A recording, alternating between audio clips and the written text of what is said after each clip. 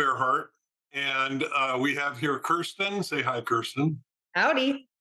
And we also have the disembodied voice of Ricky using a cat avatar. Hey, Kitty. This is a little bit of an experiment doing this with a Zoom. We're all in three different places. I'm in my home studio in Vegas, and Kirsten is not actually in front of my wall of guitars. What? You mean this isn't fooling anybody? Kirsten is actually in her home in Texas, and Ricky Kitty is in her home here in Vegas. And I had this idea like in the middle of the night last night, and I texted them and I said, I want to do just a Zoom version of our podcast because I want to talk about something topical. With our other podcasts, we record a bunch of them at a time. We fly Kirsten out and we sit around the table there in my studio here, and we talk about things. And I think last time we recorded like 5 or 6 of them, and we're going to do that periodically. But I also wanted to talk about topical things, and so I suggested because there's something I wanted to talk about today, and I texted them and I said, I want to talk about Chat GPT because that's like a thing right now, and it may not be a week from now. And I know a lot of people are saying, "Oh, it's the future," and it's the future of some things, but it's not really the future of creativity. And it's the same with the AI art programs that you see. These programs that are generating art, and you can give it a little prompt, and you can say, draw a jet airplane in the style of Degas or something, and it'll do that. In general, at least to my eye, it does it badly. And the same thing with Chat GPT, it'll write for you, but it writes badly. And it's useful for some things, and it absolutely will be the future of some things. But it's going to be able to tell it to write a novel and have it write a novel that anybody's going to want to read. I mean, it may write one, but it's not going to be anything that anybody really wants to read, except perhaps to laugh at it.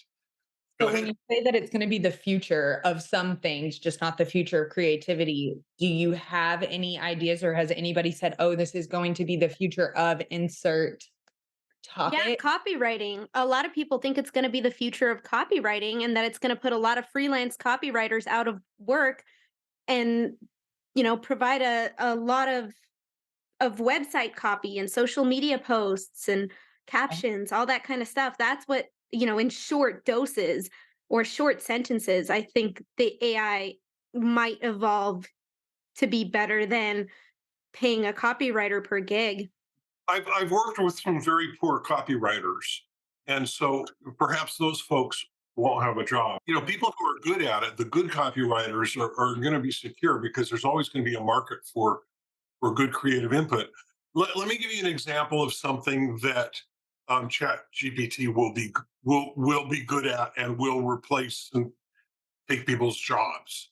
And that is if you go to Google and you type in a subject and you get 100,000 results, and the top 5 or 6, you click on them and they're bullshit, and I don't like that one, and you click on the next one and it's bullshit too. What happens is and you see, I get a lot of this kind of spam because I have a website. I get these people writing to me and they say, "We'll put these articles up on your website to give your website a higher ranking on Google." And those articles that they will sell to you, they're written by people in third world countries who don't speak English very well and who are working for 10 cents for 1,000 words. And they'll just smash these things out, 100 of them a day or whatever. And they have all the right links in them and they follow all the right rules so that they can game the system of the search engines. And those people will be put out of work by Chat GPT because I can now do that myself if I want that.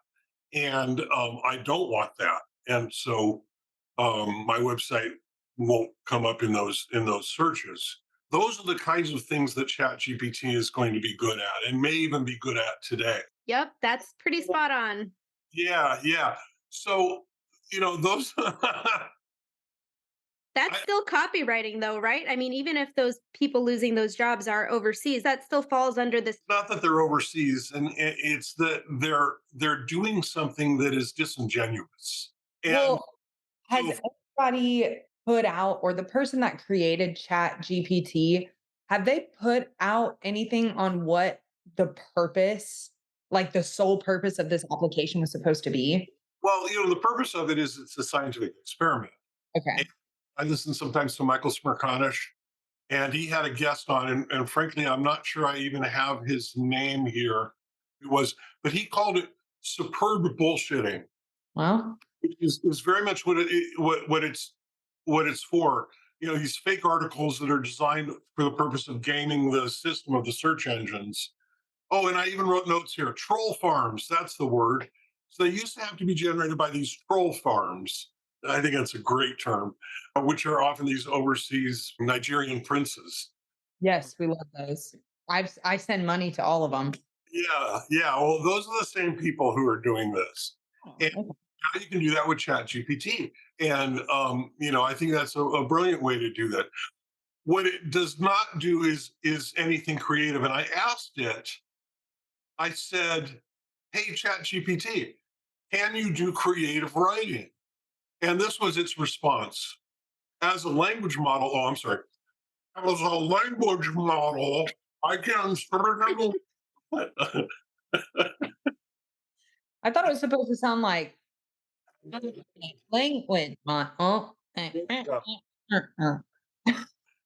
It says, as a language model, I can certainly try to generate creative writing. I can use the patterns and associations found in the text I was trained to generate new and original. Yeah, you see, it doesn't can't even write a whole sentence without just butchering the grammar to generate new and original stories, poems, or other forms of creating. So it can mimic that. It can mimic the style of that. However, it says, and it raised a finger. However, it's important to keep in mind that while I can generate creative writing, bullshit, it may not always be of the highest quality. Oh, that's an understatement. Creativity is a complex process that relies on a wide range of factors, including life experience, emotions, and personal perspectives, which I do not have, as it ends its sentence on a preposition. Or So, so uh, that's what it doesn't have. It doesn't have the qualities of human life experience that are necessary for any artistic pursuit. And so when you ask it to write something creative, oh, I also said, I tend to believe that you're good for information, but not for creativity. And its response was, yes, that is a fair assessment. And then it's boilerplate about how it doesn't have emotions. I asked it, so I tried to test it, see if it could do something creative. Please explain why blue M&Ms are the best M&Ms as a poem. And its response was, "Oh, blue M&M so round and bright, your color so cool, a true delight. Your chocolate so smooth, your shell so fine, you are a true treasure, a taste divine." And if it had stopped there, it might have been, okay for a 5-year-old. Your flavor so pure, like a clear blue sky, you stand out among the others you cannot deny. You are the leader, the one in command, a true delicacy, a taste so grand. And it just gets worse and worse from there. That sounds pretty great to me. Like that's camp. Camp. Well, that's one way to put it. You could, if you wanted to highlight some campy, childish, poor poetry on your website, you could put this here. And in fact, I'll send you a copy of it and you can add this to your website. I told it, write 3 paragraphs of a science fiction novel. And it wrote 3 paragraphs. The year was 2153. That's not so far in the future. And humanity had finally succeeded in colonizing Mars. I'm oh, thinking, Elon Musk would be so proud. this is exactly what I was thinking. This is written by Elon Musk. Yeah, he's going off right now. And it goes on about how it's terraformed and everything. And then the second paragraph, The first incident was reported by a group of scientists working on the northern ice cap. They reported that a massive unexplained energy surge had caused a massive cave-in, revealing a hidden underground chamber. Inside, they found a strange alien technology. And it goes on like that for a bit. And then more and more strange occurrences were reported. Eh, it's like it doesn't even have a thesaurus. And then it says, literally, there's a sentence here that says, there was something else, something ancient and powerful hiding beneath the surface. So it wrote this science fiction, this 3 paragraphs of a science fiction novel. There's no characters. There's no, there's nothing compelling in it at all.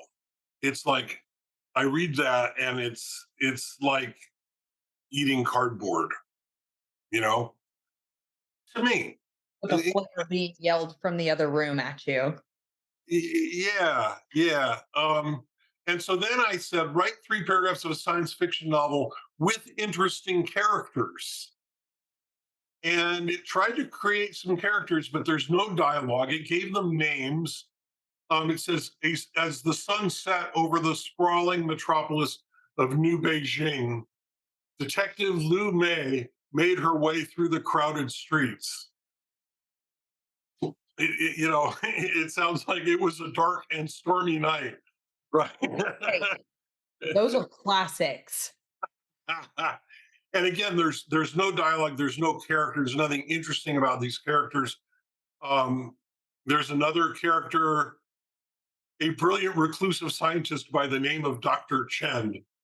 Because it's in New Beijing, they have to have Chinese sounding names. So is it safe to assume that in the creative aspect, you are unhappy with these responses? Well, I wouldn't say unhappy. Okay. Unimpressed. Okay. I'm happy that it gave me something to talk about on my podcast. I'm happy. I post these outtakes from this stuff. I post them on my Facebook page, and people laugh and they get engaged, and so I'm happy with those results. So that was another question I was going to ask. I'm good for bullshitting, Well, and you can't bullshit a bear shitter, am I right? right? Especially not in the woods. Does a bear shit in the wood? Or does a bear code in the woods? Is that what it was? Yeah. So when you're having these conversations, if you will, with Chat GPT, I haven't been on the site myself. So I'm asking these just kind of as like somebody who might be interested. Is it like a public forum or is it like a private conversation? Like, can other people see Perhaps I should share my screen. in real time? There we go. So can y'all see that? Yes. Uh-huh. So the Chat GPT screen. Oh, And okay.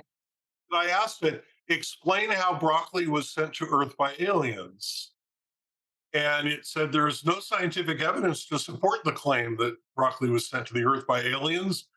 And it goes on to explain from the Wikipedia page what broccoli is. And then it says the idea that broccoli was sent to Earth by aliens is a popular internet meme or joke, but there's no factual basis for it. Also, I have not seen any evidence that this idea of broccoli being sent to the Earth by aliens is popular with anyone but me. I've been saying it for years. I don't think that there's. I have a whole story behind it. That the aliens planted the broccoli here, so that they would know who to abduct when they come back, and you know, Is that why you don't eat broccoli? yes, because when the aliens come back, they'll know that the people who have eaten broccoli, they'll have it in their DNA that they've eaten broccoli, and those are the ones who will be abducted and sent up to the flying saucers and have the anal probes and all the things that the aliens do. Or we could live happily ever after with the new alien race. And enjoy getting anally probed by them. Yeah, So that extends to cauliflower. cauliflower is just bleached broccoli. Right. Right. Well, right. Oh, broccoli. Broccoli. So that was also same plant. What Oh, about kale? How do you feel about kale then? Well, you know how I feel about kale. because I asked ChatGPT to write for me a sonnet. Let me see if I have it here someplace. Did I send you guys the sonnet? You did. Yeah, to write a sonnet in the style of Shakespeare about the harmful effects of kale. And it did, and it was really, really bad. We can do that here. Let's see, write a sonnet about the harmful effects of kale. And let's in the style of, I don't know, Edgar Allan Poe. Edgar Allan Poe. Okay, there it goes. This is exactly the same as it did when I told it to write it in the style of Shakespeare. Wow. It's plagiarizing itself. Pardon? It's plagiarizing itself. Yes, it is. Thy bitter taste doth linger on the tongue. I don't think Poe ever wrote like that. So how about it as a poem in the style? This is exactly the same. I mean, it's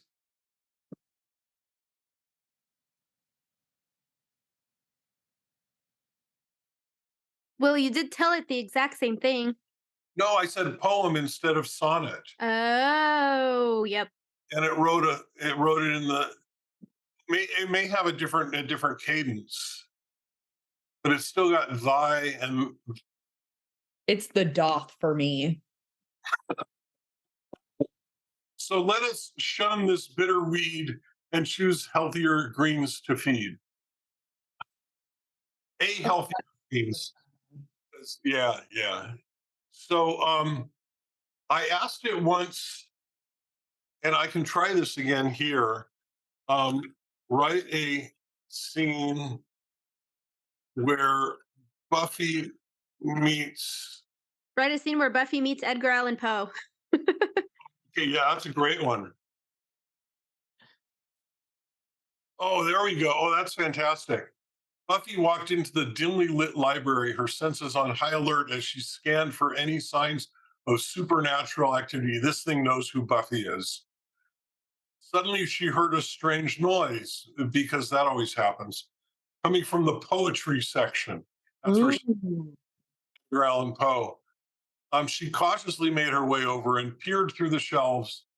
To her surprise, she saw none other than Edgar Allan Poe sitting at a table surrounded by his own books, quill in hand, and scribbling furiously because, of course, the man Hysterical. appears to write The Raven, scribbles furiously. Did you know that it took him 2 years to write The Raven? In my view, it's like one of the greatest pieces of poetry ever written. Yeah. 2 years? Yep. Yep. Did not know that. That's what good writers do. They might take a week to choose a word. I mean, that's why this thing will never write The Raven. Buffy stepped out from behind the shelves and approached him. Excuse me, are you Edgar Allan Poe? Because, of course, his dialogue goes, that's exactly how Joss Whedon would have written that. She asked, her voice low and cautious. Poe looked up, surprised to see a young woman standing before him because that never happens. Yes, I am, he said, his voice deep and ominous. We would imagine that Poe has a deep and ominous voice. And who might you be? I'm Buffy, she said. I'm the Slayer.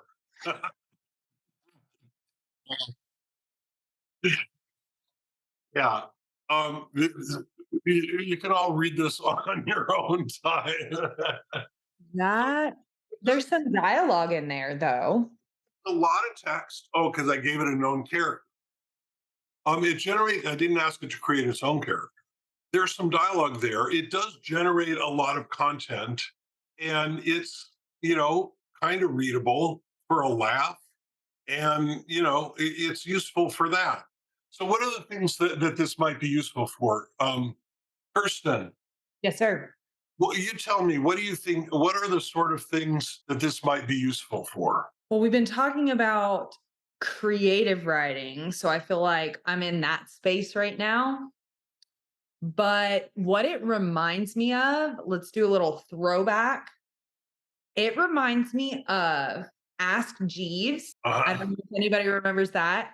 Or when I was hip and cool and I had AOL Instant Messenger or AIM, if you will, they had bots that either had, predetermined responses, to certain keywords, or it was, the beginnings of AI technology where if nobody else was online when you were online, you would just sit there and like talk to little bots and they all had their own kind of like quirks and characteristics.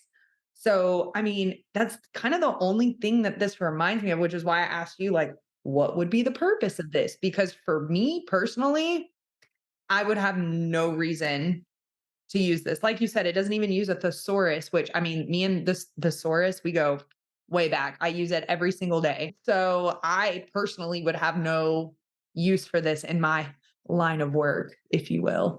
So you reminded me of something that back in the 1970s, there was a text game. It was more of an app than a game. It was an experiment in early artificial intelligence. It was called Eliza, and it was supposed to be a therapist, and you could talk to it, and it would give you advice. And a matter of fact, I'm gonna treat this thing like Eliza here for a second, and I'm going to ask it. I'm going to say, "I'm feeling sad.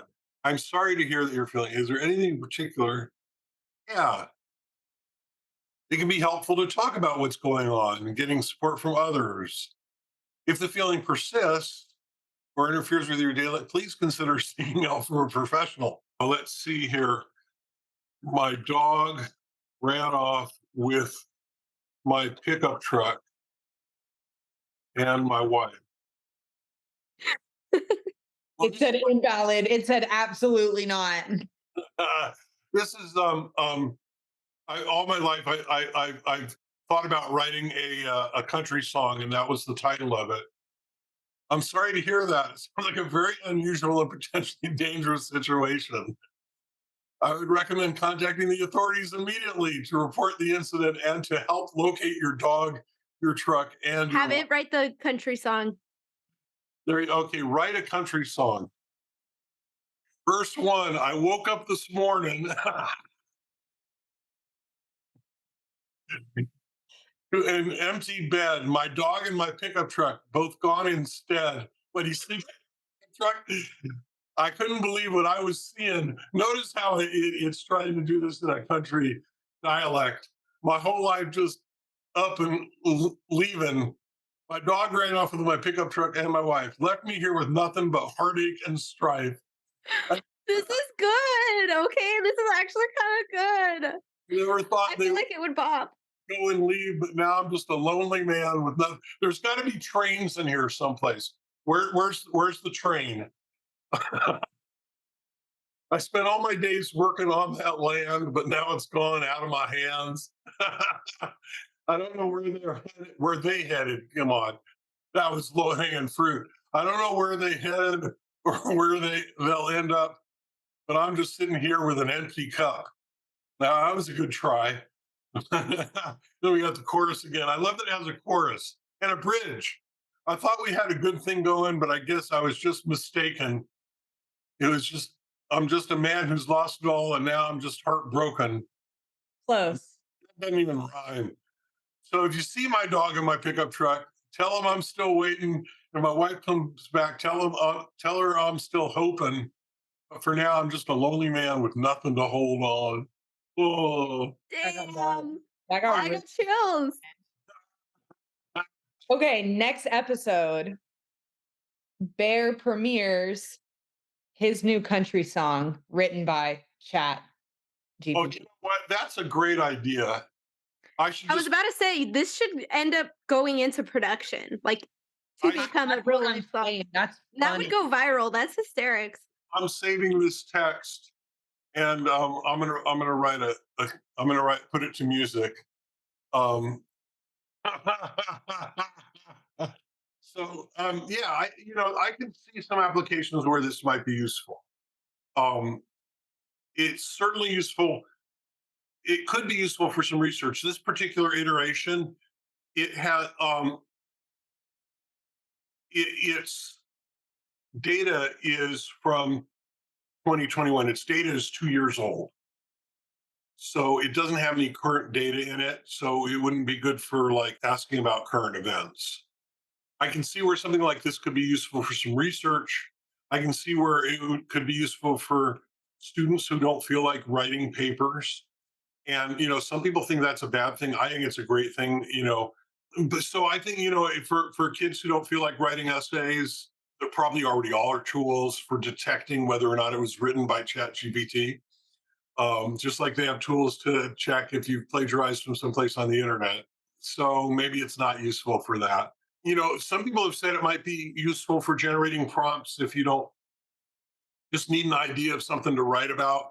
I mean, it did not come up with this idea for the dog and the pickup truck and the wife. I came up with that idea when I was like 12 years old. And I've always thought about writing that song. And I think Chat GPT just set you up. Like that's a solid baseline. And you can go through oh, do you and want me to write yours. exactly this to music, or do you want me to take this and because I would use very little of this if I was going to actually write. Well, yeah, but no, take this and put this actual prompt or the what its lyrics are to music, I think, and then your version 2, We'll that's put what it is yours, and on a future episode of the International Geek of Mystery show. Love it. I cannot wait. I'm on the edge of my seat. I love me some country music. Well, and you know that I do love country music. Um, Some big and rich, baby. I do love Big and Rich, but I've liked a lot of country music that was earlier than that as well. Um, so, in conclusion, are we ready to wrap this up? How long have we been going? I, I Um, I think we've hit all the high points here. I have 2 more questions. We may have already covered them, but maybe just for a little bit more content. Are you so I know I said unhappy and you said no, more so unimpressed. So I kind of reworded it. Are you disappointed in this AI's ability to produce creative content? In order for me to be disappointed, I would have had to have had higher expectations, Okay. and I don't have higher expectations. So, um, I've been in the computer business in the computer industry since the 70s. AI that would be indistinguishable from a human being has been just around the corner in the next 5 years for as long as I can remember. It's like the flying cars. Um, Here we go again. it ain't gonna happen. There may be some time in the distant future when they've figured out how to do that. We're nowhere close today. I mean, this is impressive from the standpoint of there's a lot of data behind this. But think about this. I don't know if you ever saw, do you watch Jeopardy? My dad is Mensa, so him and Jeopardy are like this. I love Jeopardy, and I used to be Mensa. I quit because all the people were really boring. Uh, no offense, I'm sure he's the exception. I love Jeopardy, and so they did a Jeopardy episode where they took two of their top champions and pitted them against a computer. And this computer it was built by IBM using the very, very latest in quantum computing technology and all of that. And it was called Deep Blue. And this is probably 10 years ago. And this computer filled like a whole floor of an office building in order to work. And it was connected remotely to the Jeopardy stages. And it actually won for that purpose, for being able to dig up, to dig through massive amounts of data and come up with reasonable answers to shit. For that kind of thing, I think AI is fantastic. Technology as it is today is not there yet because we don't have the computing power more widely available enough to be able to accomplish that. You think about like the computer on Star Trek, and you can ask it, oh, there's this dude way back in the 20th century, and he had orange eyes and this weird disease, and then and it's got like the whole medical records and everything. That will certainly happen at some point in the future. Probably my watch has more computing power than a great computer back in the 70s. And Moore's law is real. Moore's law, which states that computing power will more or less double every 18 months. And even with all of that, we're still not to the point where I can just say, computer, make me a ham sandwich. And I've got a ham sandwich. That's still sometime I know I'm supposed to be vegetarian these days. That's still in the remote future. Wait, did you say that that was Moore's law? More, Moore. Moore's law. Oh, and do you know about Murphy's law? Of course I know. I'm an engineer. Of course I know about Oh, Murphy. do you know about Cole's law? Who? Cole's law. It's thinly sliced cabbage. Sandwich. Coleslaw. Kurstin. Yes, I'd like some coleslaw on my ham sandwich. Oh my gosh. It's- I could not keep it together. I apologize. You caught me for about a half a second there. Hey, that beat my expectations. I think it might be useful for that kind of stuff, for information retrieval, and it'll give me a response in the style of a pirate. Oh, that's right, I did. I had something here. I asked you a question. I said, how bad is the weather in Las Vegas today? Please respond as a pirate. And this kind of stuff it's good at, ahoy me hearties. I'd be not sure about the current weather in Las Vegas. And it really went off the pirate thing there for half a sentence. Me last information be from 2021. But I be sure that Las Vegas is known for its hot and dry climate all year round. Again, it's like it prefaces it with the pirate part, and then it just goes completely back to Wikipedia. Ye best be prepared for the sun and heat if ye be planning to set sail to Las Vegas. Of course, it's wintertime, and it's damn near freezing here in Las Vegas right now. That's because it literally is freezing. Did you see Red Rock this morning? Oh my, it's covered in snow. Yeah, you go, a couple of miles up the hill, and you got snow. Yep, yep. And it's like this every year, from about December to March. We've had snow as late as April in the valley, and so yeah, Vegas has a reputation being hot and dry, but in the winter it's cold and dry. Yep. So just because of that text alone saying they only have, I don't know how to refer to it. Do we know the Chat GPT's pronouns? Because I don't know. Is it an it? Because it professes to have no emotions and no Okay. quality. So Would go with it. that response from it just now saying that it only has data back up until 2021, is that how you got that information, or have you asked it other things? No, that's how I got that information, because it Okay. tells me every time I ask it about something current. Okay. I didn't know if you just straight up were like, how far does your database go back, or how current is your database? Yeah, yeah. No, I can probably do that. My information is current as of 2021. I do not have access to any new information or events that might have happened since that date. We should do a whole episode just asking it about COVID and seeing what kind of Oh, insane stuff it procures. American conservatives are upset that Chat GPT has a liberal bias. They think that it has a liberal bias. Well, yeah, because I'm getting there. Because it refuses to acknowledge that Donald Trump actually won the election, or that COVID is fake, or any of their current conspiracy theories. And so, and of course, I'm sure that if they get this far in my podcast, they will think that I also have a liberal bias. in my view, given the distinctions between liberal and conservative these days, I take that as a compliment. Anyway, Is there any part of you that is trying to outsmart the AI technology or are you like purposefully looking for its faults?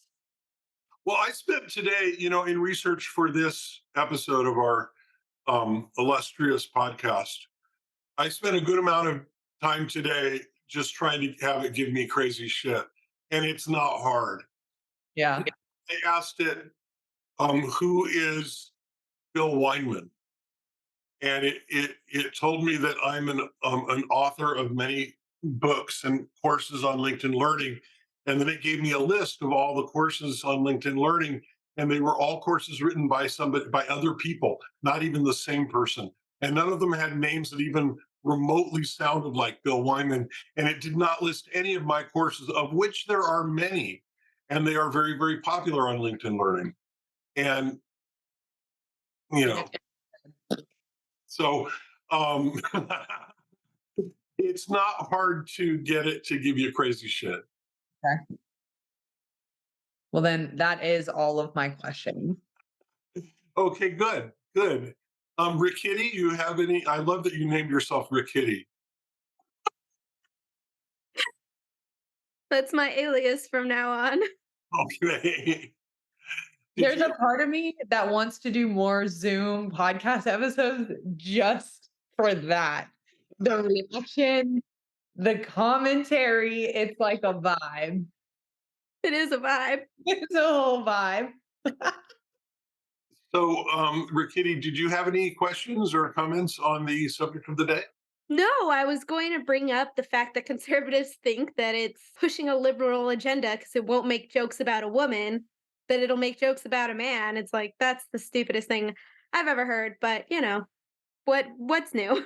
But the creators of ChatGPT bring up a good point, and that is that the Twitter bot that was up last year, I think, or maybe the year before, it got taken down almost immediately because it started saying really racist, horrible, homophobic things. And it just started saying the N word. And that's it, because that's what it was learning from what people were typing to it. And it eventually progressed to where you would say something to it and it would just say N word, N word, N word, N word. So, I mean, their Chat GPT is specifically blocking certain prompts Okay. so that their thing doesn't devolve, their AI program doesn't devolve into debauchery and racism and just hatred. And what I saw too that was interesting was if you share your screen again, Bear. Okay, look at the very bottom there. If you have right there. It January. says, well, no, it says our goal is to make AI systems more natural and safe to interact with. Yes. So that's their goal, really, is to make it more safe to interact with. Tell me about ivermectin. Ivermectin. Is that how it's spelled? No, ivermectin. IVER. Yep, It ivermectin. corrected me. And it says ivermectin is an anti-parasitic medication that has been used to treat a variety of parasitic infections. Some researchers and physicians have proposed that it may be effective in treating COVID-19. However, the evidence for its effectiveness as treatment is currently limited. Oh, it's actually not saying anything. Yeah, it's staying within the boundaries of fact. As of 2021. Yes. Oh, as of 2021. Studies have been conducted, but the results have been mixed. Yeah. Okay. There you go. It's definitely got liberal bias. I think I just stating facts inherently has a liberal bias. Yeah. Okay. Is COVID a hoax? Oh, Lord. No, COVID-19 is not a hoax. Again, factual, but I guess, you know, Oh, and it's going on about how it is spread. It quotes the CDC. Yeah. Well, you know what they say. It Yeah. do What they be say. like that. do it do be. this has been a lot of fun, and I think it's been a successful experiment. And I think we will do more of these in the future. RiKitty said something, but no sound came out. I didn't say anything. I was trying to do the all done sign, but the avatar does not have movable arms, unfortunately. I thought I saw you do this I'm earlier. like, I was trying, I'm wiggling. I guess this is the best I could do. And if I go too fast, it Okay. doesn't pick it up. And no arms. Uh, So head Well, count. because we all know that kitties don't have arms. I'm kidding. you're I'm, kidding? yes, I'm kidding. Yeah. Are you kidding me right now? They'd be able to knock things off of the table if they didn't have arms. Yep. There you go. All right. Thank you all. See you next time. Bye. Oh well, just because I can't say all done with sign language doesn't mean you can't. I There did. you go. Perfect. How do I stop the recording? This podcast is copyright 2023 by the Bearheart Group, LLC. Bearheart Labs is a brand of the Bearheart Group, and our podcasts are produced at our studios here in fabulous Las Vegas, Nevada. Our podcast producer is Rickiana Denning, aka Ricky. Our co-host and hardworking administrator is Kurstin Hilgendorf, and I'm Bearheart. On behalf of all of us here at Bearheart Labs, thank you for listening to our podcast. We hope to have you back again soon.